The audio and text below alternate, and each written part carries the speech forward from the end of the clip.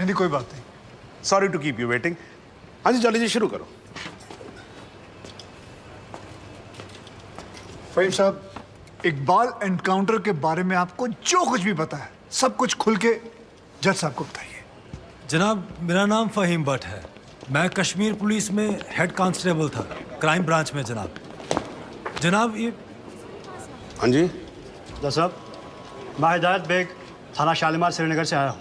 मेरे पास जगदीश्वर मिश्रा और जॉली और फ़हीम भट्ट के खिलाफ अरेस्ट वारंट है। वकील साहब पे ये इल्ज़ाम है कि उन्होंने फ़हीम भट्ट को हिरासत से भगाया। अरे वकील साहब, अब श्रीनगर में क्या करा है यार? यार मतलब हद ही है आजकल वकीलों की। हाँ जी माथुर साहब। जी श्रीमान, बहुत दुख की बात है कि कानून की रक्षा करने वाले ही कानून के साथ जब खिलवाड़ करेंगे तो समाज भ्रष्ट हो जाएगा श्रीमान, प्रजातंत्र नष्ट हो जाएगा। मेरे हिसाब से तुम्हें सरेंडर कर देना चाहिए। रही डेट की बात, केस की बात, तो हमें कोई भी डेट दीजिए, हमें कोई आपत्ति नहीं। जनाब, आप चाहेंगे तो कोर्ट खत्म होते ही हम दोनों कश्मीर पुलिस को सरेंडर कर देंगे, लेकिन उससे पहले आप फ़हीम भट्ट का बयान जरूर दर्ज कर लीजिए। ये मेरी हाथ जोड़ के विनती है आपसे। देखो वकील साहब, आप मुझसे तो कुछ उम्मीद रखो नहीं, समझ में आया नहीं आया? नहीं मैं बहुत झेल चुका हूँ आपको। नहीं, ये निरुपा राय की एक्टिंग मेरे सामने करने की जरूरत नहीं है। मासूम सा चेहरा मत बनाओ। इंस्पेक्टर साहब, आप गिरफ्तार करो इनको। जनाब सिर्फ 5 मिनट लगेंगे, बयान ले लीजिए, मुझे फिर बाद में चलो मेरी बात सुनिए। अरे लेके जाओ भाई। अरे भाई सुनो, वकील साहब को बोला ले जाने के लिए, इनको थोड़ी ना बोला इनको कटघरे में वापस लेके आओ। चलो साहब, वारंट तो दोनों के खिलाफ है। अरे भी जानता हूँ, मैं जानता हूँ, लेकिन ये फ़हीम भट्ट जो है ये तो लिस्टेड विटनेस भी है ना, तो इनकी स्टेटमेंट रिकॉर्ड कर लेते हैं। और आप एक काम करो, रिकॉर्ड होने के बाद ना आप दोनों को साथ ले जाना। हाँ जी जाओ जाओ। लेकिन श्रीमान, ये स्टेटमेंट तो अगली डेट को भी रिकॉर्ड हो सकती है। माथुर साहब देखो क्या है, कल से मैं 2 महीने की छुट्टी पे जा रहा हूँ। बिटिया की शादी है, आपको तो मालूम है ना, मतलब मैं कार्ड भेजूंगा, आपको आना होगा। हैं जी हैं। तो मैं क्या सोच रहा था कि सारे पेंडिंग केसेस खत्म करके जाऊंगा, इसीलिए 6 बजे के बाद भी देखो कोर्ट चालू है मेरी। लेकिन श्रीमान, एक आदमी जो पुलिस कस्टडी से भागा हुआ है उसकी स्टेटमेंट कैसे रिकॉर्ड हो सकती है? इस विटनेस की कोई क्रेडिबिलिटी नहीं, क्या है माथुर साहब, 2 मिनट की बात जी। हाँ जी, रिकॉर्ड हो जाएगा स्टेटमेंट, उसके बाद हम आपके हैं कौन? हैं जी। माफ कीजिएगा, ये ठीक नहीं हो रहा सर, आप गलत कर रहे हैं सर। नहीं, मैं गलत नहीं कर रहा हूँ, जज को मत बताओ आप, उसी के कोर्ट में कि वो गलत कर रहा है। ये मत करो आप। देखिए मैं खुल के बोल रहा हूँ सर, सॉरी, क्षमा चाह, लेकिन आप गलत कर रहे हैं सर। आपके दिल्ली के किस्से मैंने सुने हुए। हाँ, आप किसी की चलने ही नहीं देते थे, जो मन में आता था वो करते थे, उद्दंड आदमी की तरह बिहेव करते थे सर। कुर्सी पे बैठ के आप तुगलक ना समझिए, ये दिल्ली नहीं अवध है। क्या बोल रहे हो आप मुझे? तुगलक बोल रहे हो आप मुझे? मतलब सन की समझ के रखा हुआ है? माथुर साहब, अगर हार्ट का मरीज नहीं होता ना मैं, तो आपको बताता इस कुर्सी पे बैठ के कि असली तुगलक होता क्या है। एक मिनट सर। नहीं, आप एक बार बैठ कर देखो इस कुर्सी के ऊपर, ना बाईपास सर्जरी हो जाए, मेरा नाम बदल देना आप। हाँ जी, ये सब मत करो, आप बैठो, कार्रवाई शुरू करते हैं। हाँ जी। नहीं सर, ये नहीं होने दूंगा मैं। क्या होने नहीं दोगे? मतलब क्या सर, ये आपत्तिजनक बात है सर। ये इसमें कोई आपत्ति नहीं है, आप जो हो रहा है होने दो। मैं बैठा हूं, मैं कर रहा हूं ना सब, मुझे गलत मत साबित करो। सर, अगर आपने जबरदस्ती की तो मैं यहीं पर अदालत में धरने पे बैठा हूं। धरने पे बैठ गया।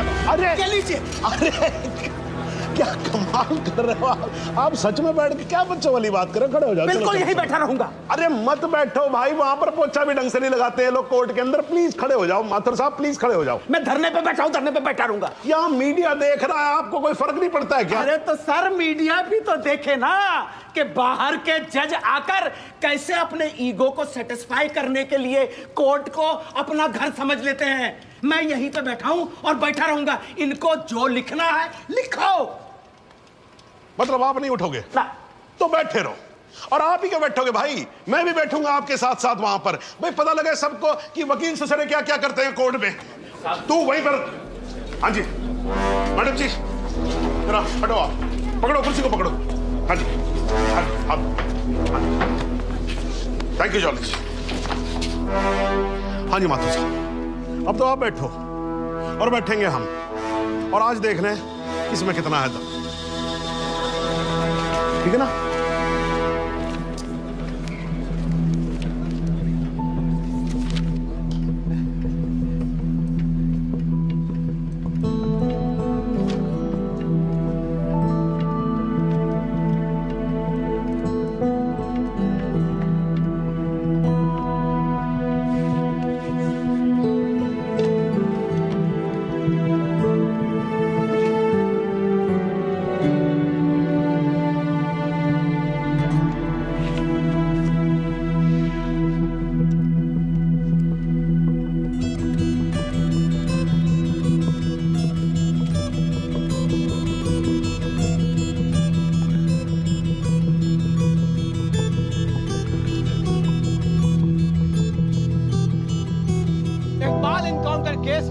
आज कोर्ट में जो कुछ भी हुआ वो शायद भारतीय न्याय व्यवस्था के इतिहास में पहली बार हुआ होगा।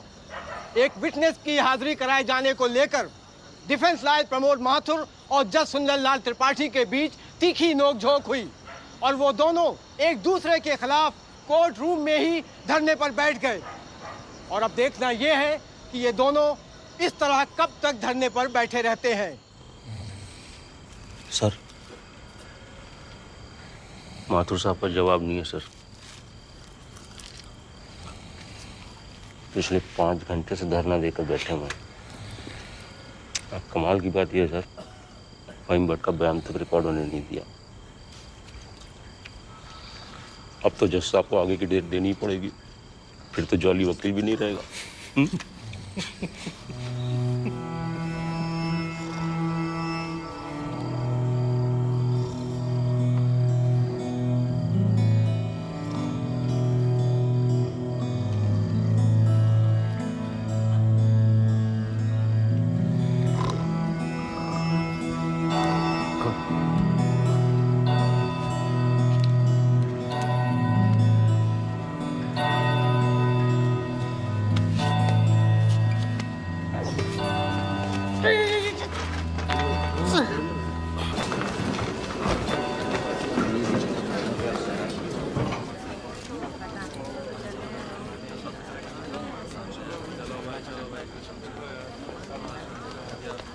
चलो वकील साहब, कश्मीर चलें।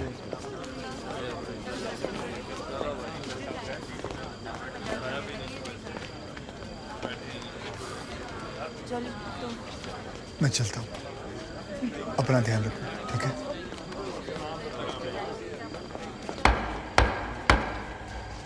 The court resumes. आप सब लोग बैठ जाइए और भाई जरा कोर्ट में शांति बना के रखिएगा। श्रीमान, इट इज मिडनाइट 12। आप हमें अगली कोई भी डेट। तो माथुर साहब, आपकी पिछली डेट क्या थी? 13 अगस्त, हैं जी? अब हो गई 14 अगस्त।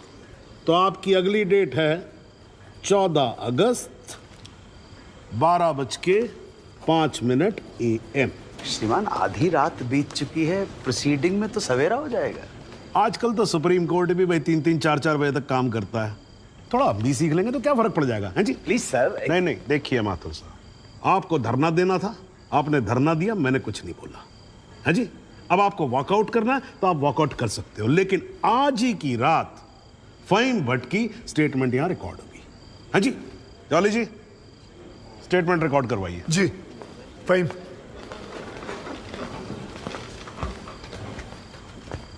जनाब, बहुत बहुत शुक्रिया। फहीम साहब को बताओ क्या क्या हुआ था। जनाब, इस इनकाउंटर से कुछ महीने पहले हमने एक इंटेलिजेंस रिपोर्ट भेजी थी सिंह साहब की टीम को, जिसमें एक कश्मीरी मिलिटेंट इकबाल कादरी के डिटेल्स थे जो यहाँ लखनऊ में छिपा था।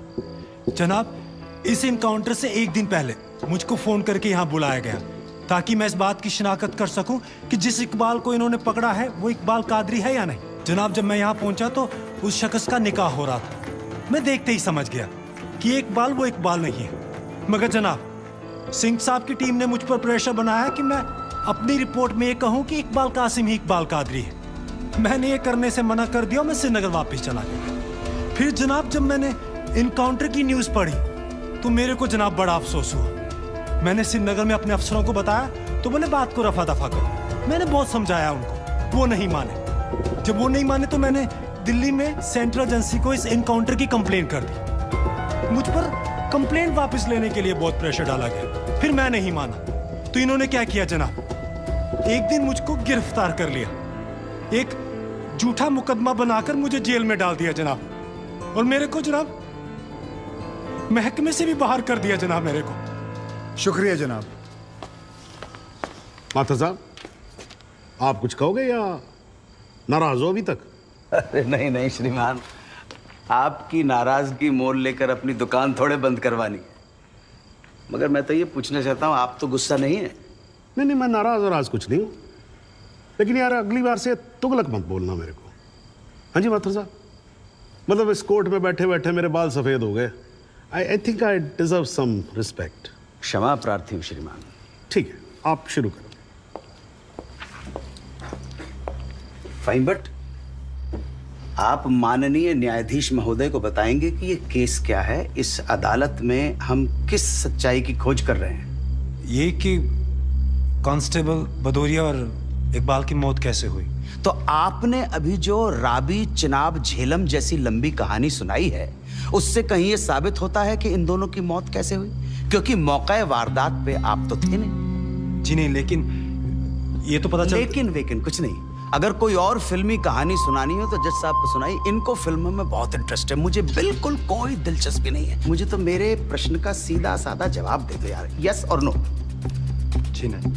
Very good, well done. Fine, but ये अगस्त 2010 में कश्मीर पुलिस ने कुपवाड़ा इंसिडेंट में तुमको 6 महीने के लिए सस्पेंड कर दिया, क्यों? जनाब, इस सवाल का हमारे केस से क्या संबंध है? पंडित जी, अगर कोई संबंध नहीं हुआ ना तो काला कोट पहनना बंद कर दूंगा। मैंने आपसे कहा था ना, आपकी तरह कान घुमा कर नहीं पकड़ूंगा, सीधे पकड़ूंगा, कस के पकड़ूंगा। जाऊं? जाइए सर, नहीं तो आप फिर धरने में बैठ जाओगे। तो क्यों सस्पेंड किया? मुझ पर एक आदमी की कस्टोडियल डेथ का इल्जाम था। तो तुमने किसी की जान ली थी? जी नहीं, मैंने उसे अरेस्ट किया था शक के बिना पर। उसे चौकी ले जा रहे थे हम पूछताछ के लिए। बहुत डरा हुआ था, उसने घबरा के पुलिस वैन से छलांग लगा दी। पीछे से ट्रक आ रहा था, वो मर गया। फाइन, बट एक बात बताओ, चलती वैन में तुम्हारी पकड़ से एक आदमी डर के मारे कूद सकता है, तो क्या ये मुमकिन नहीं है कि उसी डर के मारे कोई अपराधी कूद जाए, कांस्टेबल की बंदूक छीन ले और भागने की कोशिश करे? जनाब, लीड किया जा रहा है विटनेस को। Objection overruled, please sit down. जी, ऐसा हो सकता है। तो खुल के कहो ना गुरु, हम सब अच्छी तरह से समझते हैं कि तुम्हारे साथ ऐसा हो चुका है। तो तुमसे बेहतर कौन बता सकता है कि ऐसा किसी के साथ भी हो सकता है, राइट? जी। Very good. बस अब एक आखिरी सवाल। तुमने अभी अपने स्टेटमेंट में कहा कि तुमको 6 महीने के लिए सस्पेंड कर दिया गया था। तुम्हारे खिलाफ केस क्या बनाया गया? मुझ पर इल्जाम था कि मैंने एक कॉन्फिडेंशियल इंफॉर्मेशन दुश्मन को सप्लाई की। मगर वो इल्जाम झूठा है जनाब। जनाब, मुझे जेल में इसलिए डाल दिया गया क्योंकि मैंने इस मामले की कंप्लेंट सीबीआई को कर दी थी। ये तो तुम कह रहे हो ना, तुम्हारे कहने से मुकदमा झूठा नहीं हो जाएगा और तुम निर्दोष साबित नहीं हो एक मिनट जाओगे। जनाब, साहब भूल रहे हैं कि जब तक आरोप सिद्ध ना हो जाए तब तक आरोपी निर्दोष होता है। That is the point, वकील साहब। That's the bloody point।